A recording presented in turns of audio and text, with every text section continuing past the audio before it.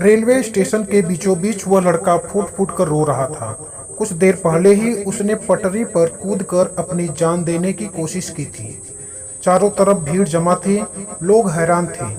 लेकिन तभी वहां पहुंची एक करोड़पति महिला, जिसने उस लड़के को सबके सामने अपने सीने से लगा लिया। कहानी यहीं खत्म नहीं होती, असली कहानी तो इसके बाद शुरू होती है। वह महिला उस लड़के को अपने साथ अपने घर ले गई और कुछ दिन तक जैसे उस लड़के की जिंदगी बदल गई थी। पर कुछ दिन बाद जो हुआ वो सिर्फ उस लड़के के साथ नहीं हुआ, वो इंसानियत के साथ हुआ। पूरी कहानी जानने के लिए वीडियो को आखिरी सेकंड तक जरूर देखें। लेकिन उससे पहले वीडियो को लाइक करें, चैनल को सब्सक्राइब करें और कमेंट में अपना और अपने शहर का नाम जरूर लिखें। दोस्तों, उत्तर प्रदेश के कानपुर रेलवे स्टेशन पर जहां भाग दौड़ चारों तरफ आती जाती ट्रेनों का शोर था, वहीं पर एक गरीब लड़का सत्यम, जो आज अपनी जिंदगी का सबसे बड़ा सपना पूरा करने के लिए इस पर स्टेशन पर पहुंचा था। लेकिन वह यह नहीं जानता था कि किस्मत उसके साथ ऐसा मजाक करने वाली है जिसे सोचकर भी उसकी रूह कांप जाएगी। लेकिन सत्यम के पैरों के नीचे से जमीन तब खिसक गई जब टिकट काउंटर पर बैठा कर्मचारी बहुत आराम से बोला, तुम जिस ट्रेन से जाने वाले थे वो ट्रेन तो 5 मिनट पहले ही चली गई। यह सुनते ही जैसे उसके दिल की धड़कन रुक गई, आंखों के सामने अंधेरा छा गया। उसने एक पल के लिए आसमान की तरफ देखा, जैसे किस्मत से पूछ रहा हो, तूने मेरे साथ यह क्यों किया। वो थके कदमों से स्टेशन के एक कोने में जाकर बैठ गया। आंखों में नमी थी, लेकिन वो रो नहीं रहा था। शायद उसके आंसू भी थक गए थे। उसके मन में बस एक ही बात चल रही थी, अब मैं अपने माता पिता को क्या मुंह दिखाऊंगा, जिनकी उम्मीदें मैंने खुद अपने कंधों पर उठा रखी थी। बचपन से लेकर आज तक सत्यम ने सिर्फ संघर्ष ही देखा था। मिट्टी से सने हाथों से माँ बाप ने उसे पढ़ाया था, खुद भूखे रहकर उसकी फीस भरी थी। और अब जब उनके सपनों का पूरा करने का वक्त आया तो एक ट्रेन लेट होने से जैसे सब खत्म हो गया। उसका दिल कर रहा था कि वह वहीं बैठकर खुद को कोसता रहे या यहीं पटरी पर कूदकर अपनी जान दे दे। लेकिन तभी अचानक रेलवे स्टेशन के बाहर एक कार आकर रुकी। कार से एक बेहद शालीन, सादगी से भरी लेकिन अमीरी की चमक में ढकी एक महिला उतरी। वो थी करुणा देवी। करुणा देवी एक करोड़पति महिला, लेकिन दिल से बेहद सरल। जैसे ही प्लेटफॉर्म पर वो आई, उनकी नजर सत्यम पर पड़ी। वो रुक गई। उन्होंने सत्यम को गौर से देखा और एक पल में पहचान लिया, अरे यह तो वही लड़का है जिसने उस दिन मेरी मदद की थी। वो धीरे धीरे उसके पास आई और प्यार से बोली, बेटा तुम यहाँ इस कोने में ऐसे क्यों बैठे हो, क्या हुआ, तुम इतने उदास क्यों हो। सत्यम ने करुणा देवी को देखा। उन्हें देखते ही उसकी आंखों से एक मोटा आंसू टपक गया। वो आंसू जैसे उसके अंदर का सारा दर्द बहा कर ले जा रहा था। लेकिन वह कुछ बोल नहीं पाया, बस चुपचाप सिर झुकाकर बैठा रहा। करुणा देवी उसके पास बैठ गई और बड़ी ममता से उसके सिर पर हाथ रखकर बोली, बेटा क्या हुआ, इतना टूट क्यों गए हो। सत्यम ने हिम्मत जुटाई और टूटे शब्दों में कहा, माँ जी मैं आज दिल्ली इंटरव्यू देने जा रहा था, लेकिन मेरी ट्रेन छूट गई, मैं अब क्या करूं। करुणा देवी मुस्कुराई, बेटा ट्रेन छूट गई तो क्या हुआ, अगली ट्रेन पकड़ लेना। सत्यम की आंखें और भी भीग गई। बोला, माँ जी ट्रेन छूटने का गम नहीं, गम तो इस बात का है कि मैं पिछले कई महीने से लगातार इंटरव्यू दे रहा हूँ, लेकिन हर जगह लोग मुझे मेरे गांव की भाषा और बोलने के तरीके की वजह से रिजेक्ट कर देते हैं। किसी को मेरी मेहनत, मेरा टैलेंट नहीं दिखता। यह कहते कहते उसका गला भर गया। उसने अपने आंसू छुपाने के लिए सिर झुका लिया, लेकिन करुणा देवी उसके हर जज्बात को पढ़ चुकी थी। वह बड़े प्यार से बोली, बेटा क्या दुनिया इतनी बदल गई है कि इंसान की काबिलियत को उसकी बोली से तोला जाता है। क्या कोई नहीं देखता कि तुम्हारे दिल में कितनी सच्चाई है। सत्यम ने धीरे से कहा, माँ जी मैं जानता हूँ मेरे अंदर टैलेंट है, लेकिन मेरे पहनावे, मेरी भाषा, मेरे गांव की सादगी को लोग मेरी कमजोरी मान लेते हैं। करुणा देवी थोड़ी देर तक कुछ सोचती रही, फिर उन्होंने अपने पर्स से एक विजिटिंग कार्ड निकाला और सत्यम के हाथों में रखते हुए बोली, बेटा कल सुबह इस पते पर आ जाना। वहाँ तुम्हारी नौकरी तुम्हारा इंतजार कर रही है और जितनी सैलरी तुम्हें कभी सोची नहीं होगी उससे कहीं ज्यादा मिलेगी। सत्यम उनकी तरफ हैरानी से देखने लगा। उसे विश्वास नहीं हो रहा था कि जो उसके लिए सब कुछ हो चुका था वहां से एक नई शुरुआत निकल आई। करुणा देवी मुस्कुराकर बोली, बेटा मेरी एक छोटी सी कंपनी है और वहाँ मुझे ऐसे लोग चाहिए जो दिल से सच्चे हों, जो काम को पूजा समझें। वहाँ किसी की भाषा नहीं देखी जाती, वहाँ देखा जाता है कि इंसान के अंदर कितना ईमान है और मुझे पता है तुम जैसे लोग बहुत कम होते हैं। सत्यम की आंखें भर आईं। वो कांपती आवाज में बोला, माँ जी आप तो मेरी जिंदगी बदल रही हैं, लेकिन मैंने तो आपको कभी देखा भी नहीं, फिर आपने मेरी मदद क्यों की?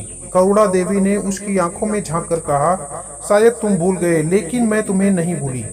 कभी तुमने मेरी मदद की थी और आज मैं तुम्हारी कर रही हूँ। सत्यम हैरान रह गया। वो सोचने लगा, मैंने कब इनकी मदद की थी? करुणा देवी मुस्कुराई, बेटा आज से कुछ महीने पहले जब मेरी गाड़ी गांव के रास्ते में खराब हो गई थी, उस दिन तुमने मेरी गाड़ी को ठीक किया था, बिना कुछ मांगे, बिना कोई स्वार्थ। सत्यम को वह दिन याद आ गया, वो दिन जब वो अपनी माँ के लिए खाना लेकर भट्टे पर जा रहा था और रास्ते में उसे एक महिला मिली जो बहुत परेशान खड़ी थी। उनकी गाड़ी रास्ते में खराब हो गई थी। उस दिन सत्यम बिना कुछ सोचे, बिना कोई पैसा मांगे, बस इंसानियत के लिए उनकी गाड़ी ठीक करने लग गया। और जब गाड़ी ठीक हो गई तो जाते वक्त वो बड़े प्यार से बस इतना पूछा, माँ जी आपको पानी चाहिए क्या? आप कब से धूप में खड़ी होंगे? करुणा देवी ने मुस्कुराकर कहा, बेटा उस दिन तुमने सिर्फ मेरी गाड़ी ठीक नहीं की थी, तुमने मुझे यह दिखा दिया था कि आज भी दुनिया में भले इंसान होते हैं। तुमने मेरी मदद कर दी और आज किस्मत मुझे तुम्हारी मदद करने के लिए फिर से तुम्हारे पास खींच लाई। सत्यम की आंखें भर आईं और उसकी रूह से बस एक ही आवाज निकली, माँ जी शायद ऊपर वाले ने आपको मेरी जिंदगी में भेजा है। अगले दिन सुबह सुबह सत्यम जल्दी उठ गया। वो नए जोश, नई उम्मीद और नए सपने के साथ तैयार हो रहा था, जैसे अब उसके सामने पूरी दुनिया खुलने वाली हो। उसने अपने पुराने लेकिन अच्छे से प्रेस किए हुए कपड़े पहने और दिल में एक अजीब सा सुकून लेकर उस पते की तरफ निकल पड़ा जो करुणा देवी ने उसे दिया था। वो जैसे जैसे कंपनी के गेट के पास पहुंचा, उसके दिल की धड़कन तेज होती जा रही थी। डर भी था, खुशी भी थी और कहीं ना कहीं मन के किसी कोने में यह भी था कि शायद यह सब एक सपना हो। वह जैसे ही रिसेप्शन पर पहुंचा, बहुत धीमे से बोला, मेरा नाम सत्यम है, मुझे करुणा मैडम ने बुलाया है। रिसेप्शन पर बैठी लड़की मुस्कुराई, जैसे वो पहले से ही उसका इंतजार कर रही थी। बिना कुछ पूछे वो बोली, आप सीधा ऊपर बास के केबिन में चले जाइए, मैडम आपका इंतजार कर रही हैं। सत्यम के कदम धीरे धीरे उस केबिन की तरफ बढ़ने लगे, जैसे हर कदम के साथ उसके सपनों की दूरी कम होती जा रही थी। जैसे दरवाजे के उस पार उसकी पूरी किस्मत बदलने वाली थी। जैसे ही उसने केबिन का दरवाजा खटखटाया, अंदर से आवाज आई, आ जाओ बेटा। दरवाजा खोलते ही सामने वही मुस्कुराता चेहरा था, करुणा देवी। उन्होंने जैसे अपने बेटे को देखा हो, बड़े प्यार से बोली, आओ बेटा, मैं तुम्हारा ही इंतजार कर रही थी। सत्यम थोड़ी हिचकिचाहट के साथ अंदर आया। करुणा देवी ने एक लेटर उसकी तरफ बढ़ा दिया और बड़े प्यार से बोली, यह लो बेटा, तुम्हारी नौकरी का लेटर। कल से तुम हमारे साथ काम करोगे और तुम्हारे लिए कंपनी की तरफ से रहने का भी इंतजाम कर दिया है। सत्यम हैरान रह गया, वो बोल ही नहीं पाया, जैसे उसकी जुबान को किसी ने बांध दिया हो। आंखें नम हो गईं। उसने धीरे से कहा, माँ जी आपने मेरे लिए इतना सब कुछ क्यों किया? करुणा देवी मुस्कुराकर बोली, बेटा तुमने भी तो मेरे लिए बिना सोचे मदद की थी और तुम्हारे जैसे लोग बहुत कम हैं जो बिना मतलब के किसी के लिए कुछ करते हैं। सत्यम ने अपनी आंखें पोंछी और हाथ जोड़कर बोला, माँ जी मैं आपको कैसे धन्यवाद कहूँ, आपके इस एहसान को मैं कभी नहीं भूलूंगा। करुणा देवी धीरे से उठी और सत्यम के सिर पर हाथ रखकर बोली, बेटा जब इंसान सच्चे दिल से मेहनत करता है और कभी किसी के साथ बुरा नहीं सोचता तो ऊपर वाला उसकी किस्मत खुद लिखता है। वो दिन सत्यम के लिए किसी सपने से कम नहीं था। उसके हाथ में ज्वाइनिंग लेटर था, रहने की जगह थी और अब उसके दिल में एक नई उम्मीद थी। सत्यम ने वहीं से अपने घर फोन किया। माँ ने जैसे ही बेटे की आवाज़ सुनी वो रोने लगी। पिताजी की भी आंखें भर आईं।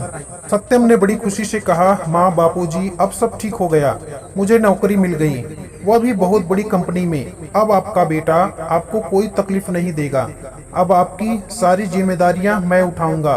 उधर माँ खुशी से रो रही थी और इधर सत्यम के आंसू थम ही नहीं रहे थे।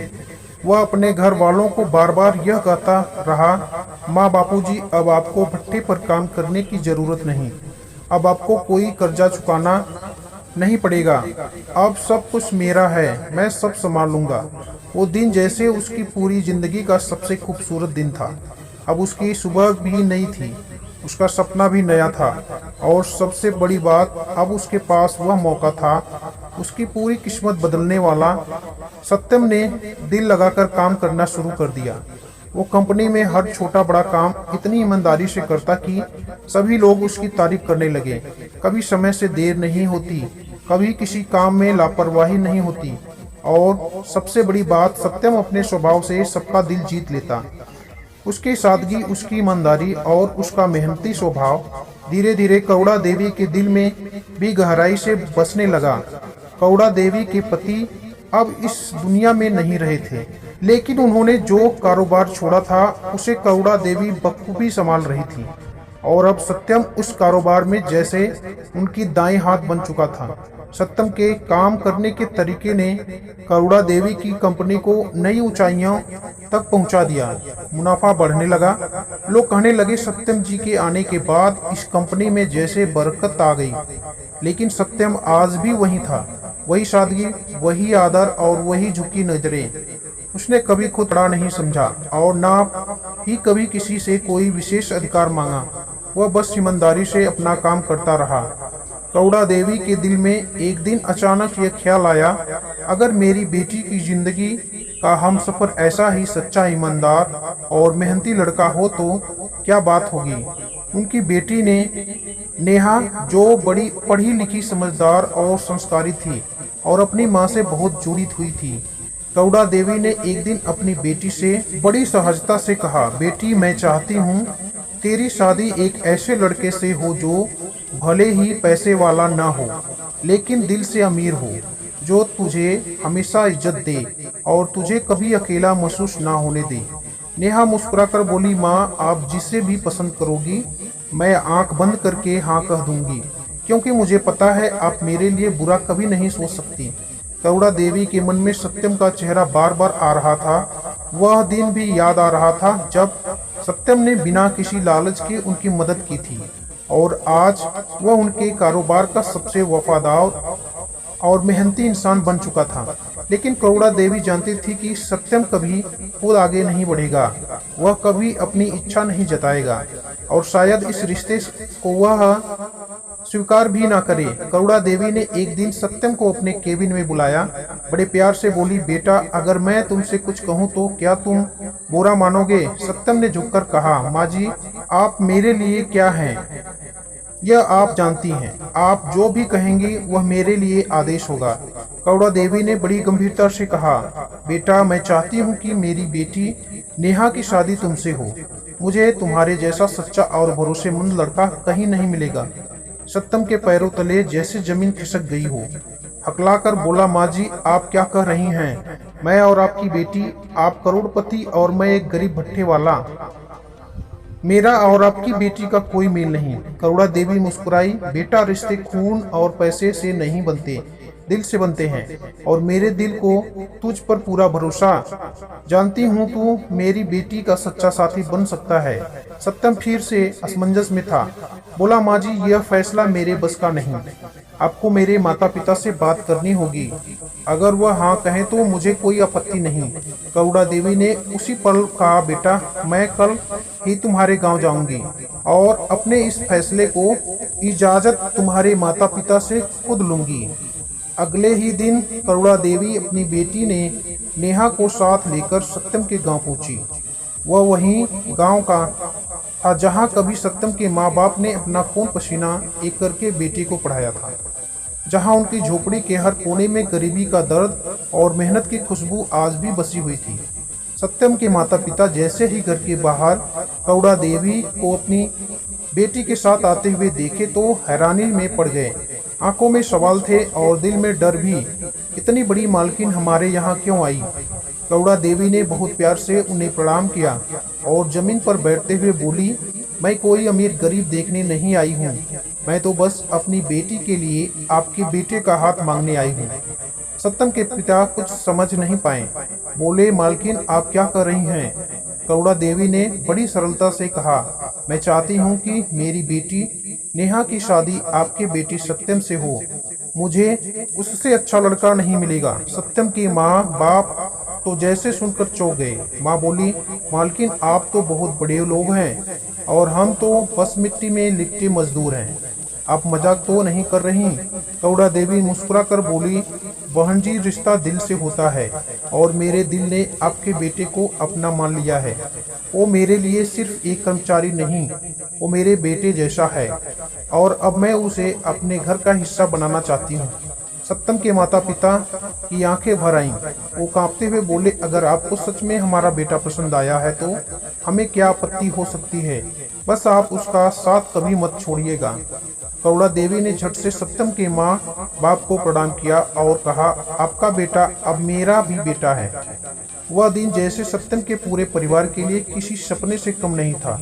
कुछ दिनों बाद सादगी से सत्यम और नेहा का विवाह कर दिया गया, बिना किसी दिखावे के, बिना किसी शोर शराबे के, बस दिल से दिल का बंधन।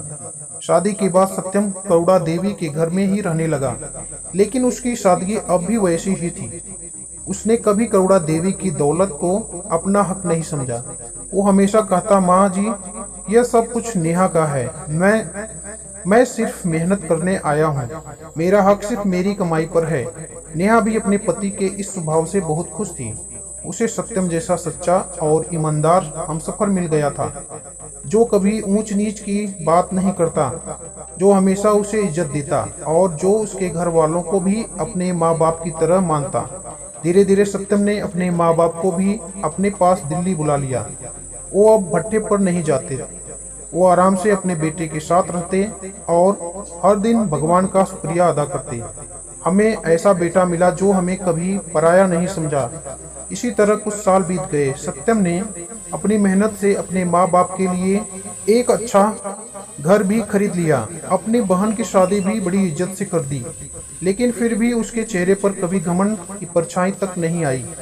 वो हर दिन बस यही कहता, माँ जी, जो भी मिला आपकी दुआ से मिला, मैं तो बस मेहनत करता हूँ। सत्यम आज भी वही था, वही सादा लड़का जो अपनी मेहनत से आगे बढ़ा था, जिसने दुनिया से सिर्फ एक बात सीखी थी, दिल से किया गया हर काम, हर मदद एक दिन जरूर लौट कर आता है। दोस्तों, क्या आप मानते हैं कि कभी किसी अनजान की मदद करके भी किस्मत बदली जा सकती है? क्या आप भी कभी किसी की मदद बिना मतलब किया है या करना चाहोगे? कमेंट में ज़रूर बताइएगा। दोस्तों, अगर कहानी पसंद आए तो हमारे चैनल को लाइक, सब्सक्राइब और अपने मित्रों के साथ ज़रूर शेयर करना।